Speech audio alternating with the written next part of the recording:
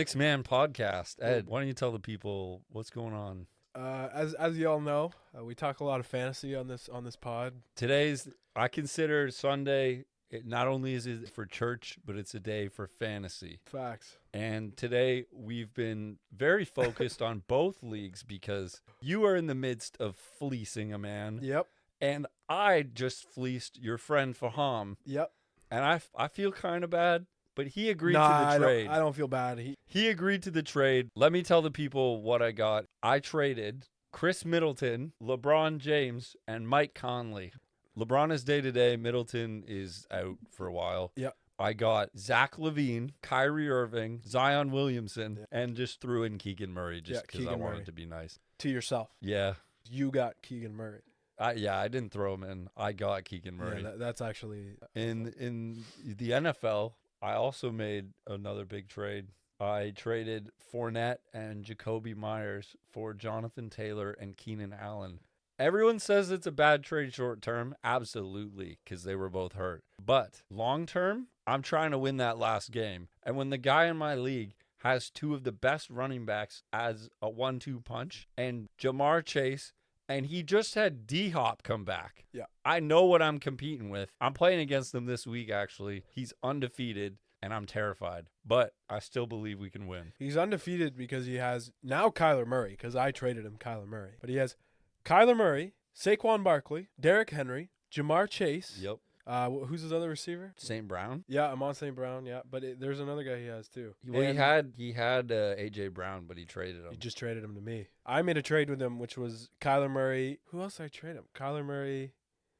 Oh, let's go. We got the deal done. You got the deal officially. The deal is done. All right. The deal is done. Ed all day has been working on this deal, and this is a blockbuster. Let's go. This is who we believe is going to be MVP of the league and MVP of fantasy. Oh, yeah.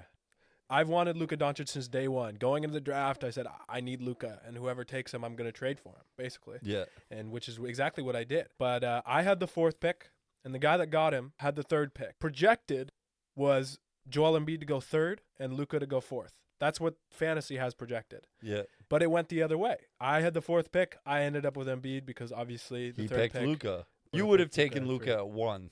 I literally would have taken Luka at 1. I would have. Luka's my favorite player in the league. As soon as the draft ended, I offer him Joel Embiid for Luka Doncic straight up. Yeah. And where we've gotten, I thought you said you got it done. Oh, he just messaged me and said send it. He's down. Send the trade. Do it right now. Just hold on. So the trade has been sent. We will be hype.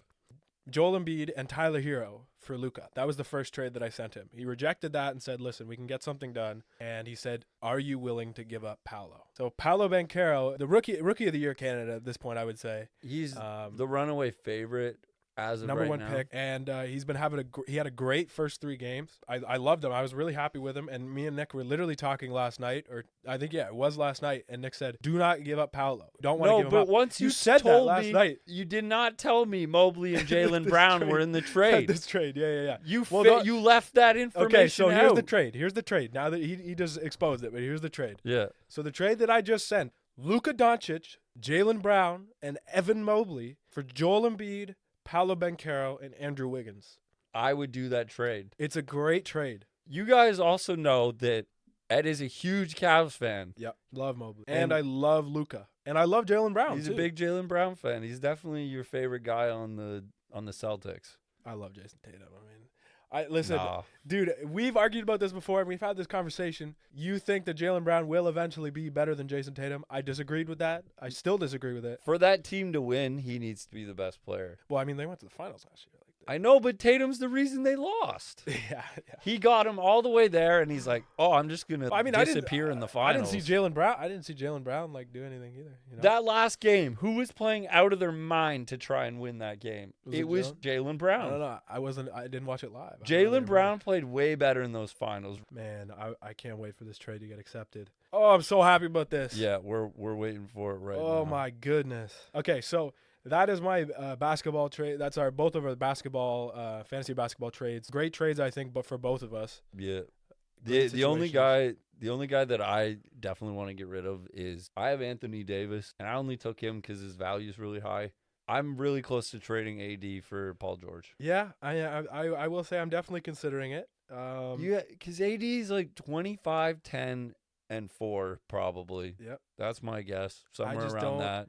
And 2 blocks. It's going to hurt me, man. I just know it's going to hurt when I trade you, when I make that trade and AD breaks his ankle in week 3. Like, Yeah, I know that's That's going to kind of why do you think I want to trade him so bad? That's what I mean. The other thing that was on the table was Paul George for Brandon Ingram, which is another interesting. I don't know though, because Paul George again, only 2 games have been played, so like we don't know really enough about the season to make big decisions like this even yet at all. You can't even judge that within the first 15 games. I think. Yeah.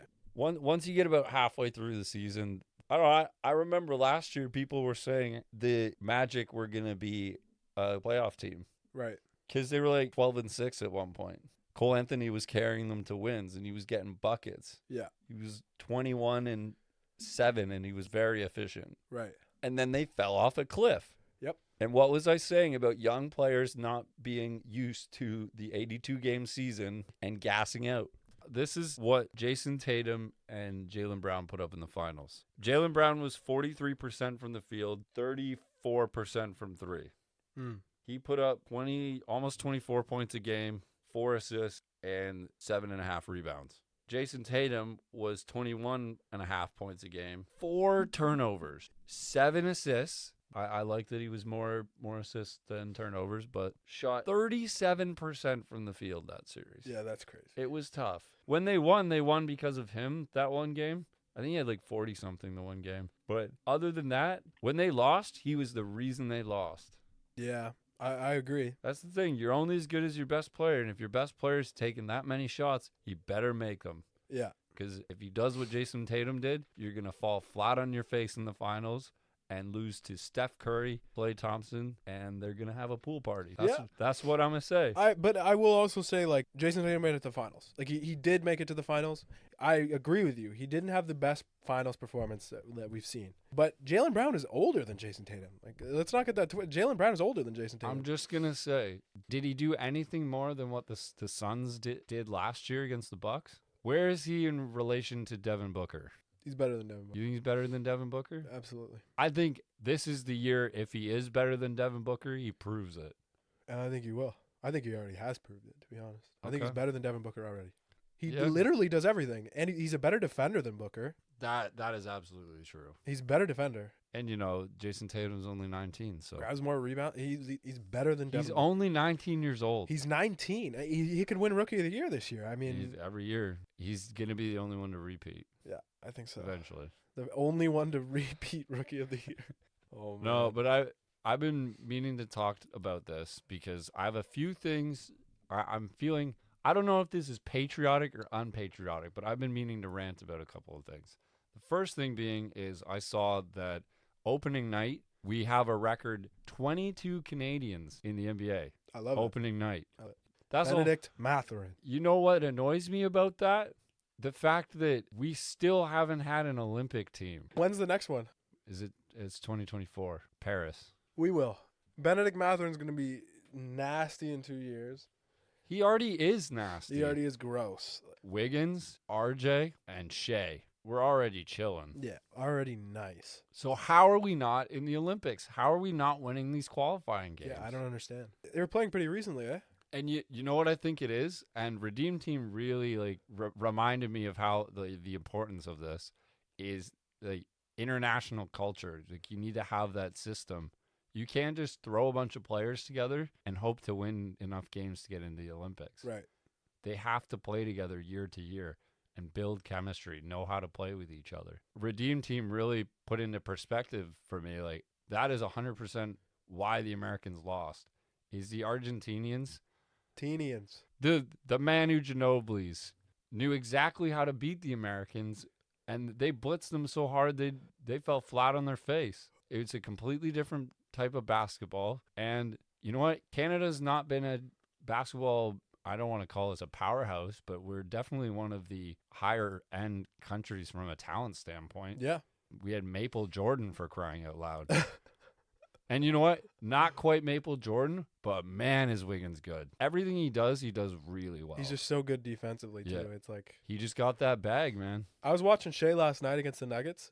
He cooks. Every time. Like, they actually can't guard him. Every time he goes up, it's just... And Oh, he's this will be a strong bucket. taking it to the rim. Yeah. That's his strength. He is so strong taking it to the rim. I don't know. It's so cool to just like see different players and how talented they are, and just that they're so different from everyone else. Like Shea just seems like the way his game flows. It just looks so different from anything I've ever seen. The way he shoots the basketball, it looks weird almost. Yeah. But it goes in, and I don't understand how. It's not a weird shot. It's just a little hitch to it. Yeah, it's got a hitch. That's what I mean. But some of the best shots ever have hitches to them. Yeah. KD, Larry Bird. KD got a hitch to his shot. He's got a little hitch. No one really shoots behind their head like that. Like that's why it's so hard to guard, but it is weird. We're just so used to seeing KD do what KD does. Yeah. That it's casual at this point. Yeah. You know who don't have a hitch to their shot is Curry and Clay. Yeah. I could watch Clay shoot a basketball forever. It's beautiful. We're waiting for this guy to accept the trade. Hopefully live on the podcast we'd hear it, but if not, it is what it is. I'm waiting for it, man. He needs it. He's fiending for it. I need this. I need Luka. He needs it. I need Luka on my team. I've been fiending for it since day one. I've hated having Joel Embiid. Every time I watch him play basketball and I see him jog up the court, it makes me want to punch my TV. He looks too big, and like the game is too fast. Looks like he's gonna crash into something. So when you made the trade, how fast did you have those guys on your roster? Oh, after it went. I'm the commissioner. I can put it through right away. Oh, okay. Because that's what I did. Yeah. Is right away. I'm like, I'm gonna give him 5 minutes. Yeah. To withdraw, but if he doesn't, this is going through. I'm putting this through. Yeah. And then the other trade that happened in the league, I put it through. It was like a half hour after it happened. Yeah. But I like to think I'm a pretty good commissioner. This trade has cemented me as a powerhouse. It was Middleton, LeBron, and who else that you sent? I sent Middleton, LeBron, and Conley for Kyrie, Zach LaVine, Zion Williamson, and Keegan Murray. Yeah. You could argue that Keegan Murray is definitely better than Conley. LeBron's the best player in that trade, but yeah, every other player and if you didn't get Keegan Murray as well, I would have been like, okay, that's not a terrible trade. I don't want to say Middleton is worse than LaVine. I don't think that. I think LaVine is more talented. I definitely than think LaVine's ceiling as a player is far higher. Yeah. If he figures it out. Oh yeah. But he hasn't figured it out. I definitely think that Middleton is a better basketball player. Yeah.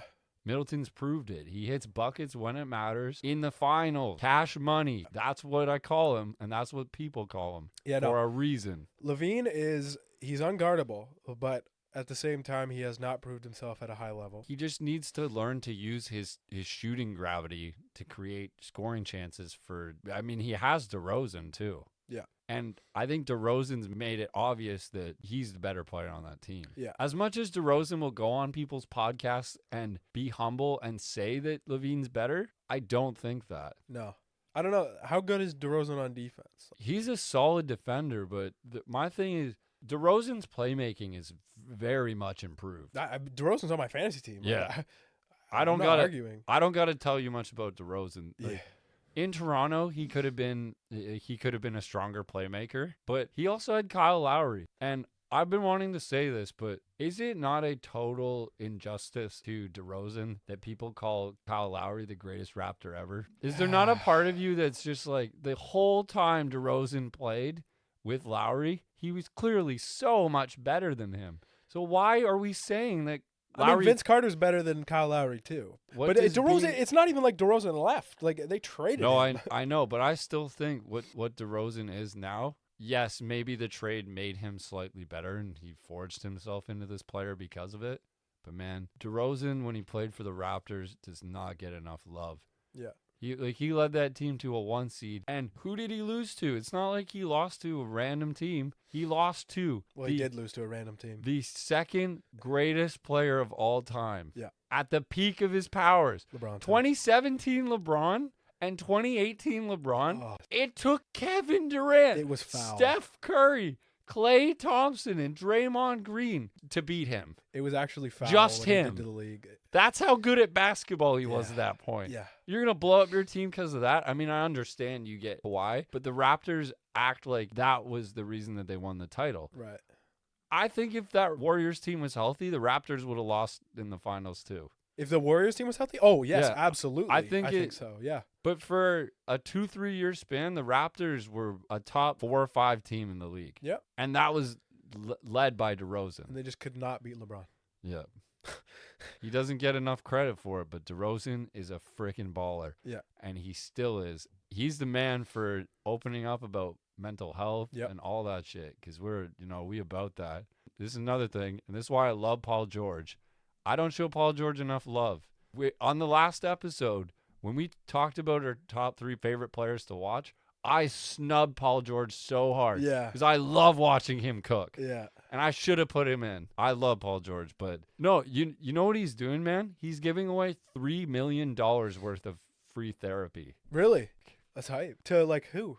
Just citizens of LA? Like, I think he's giving it to certain users on the app BetterHelp.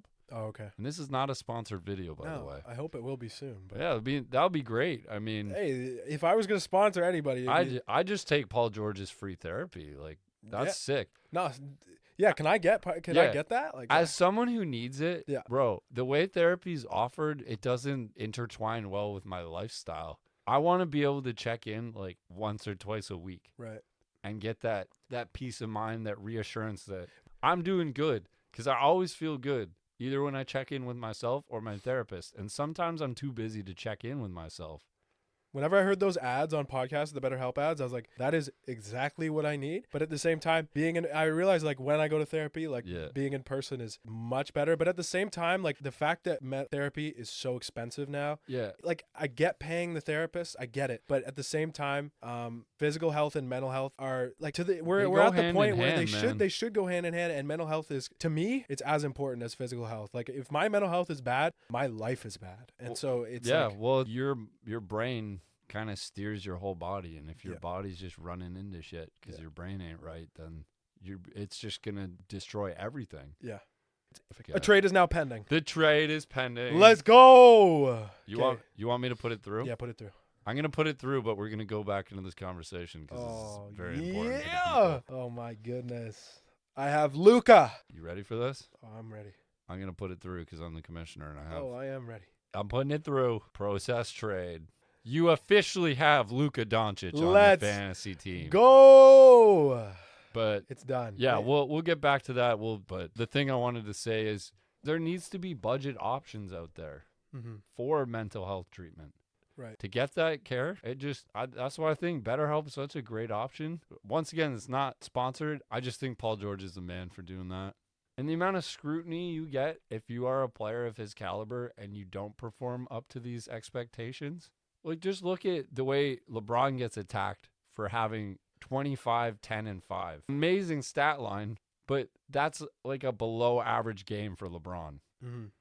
And he gets criticized like that's a bad game. And same with other athletes, man. Like so many have talked about it. Tyson Fury, Naomi Osaka, being an athlete and under that much pressure. I care about it too much, though. Like I care about sports and how good players do. So much. Yeah, it definitely has way too much grip on my brain. Oh, me too. But yeah, I don't know. It also keeps me sane. I want to watch that Naomi Osaka doc. Have you seen it yet? I haven't yet, but I've been meaning to. We're getting around the 30-minute mark, and I'm trying to go watch a little more football. I'm trying to go eat. I didn't really record an outro for this episode, but this is kind of where this conversation cuts off. Stay tuned. 6 Man Podcast, Season 2, Episode 7.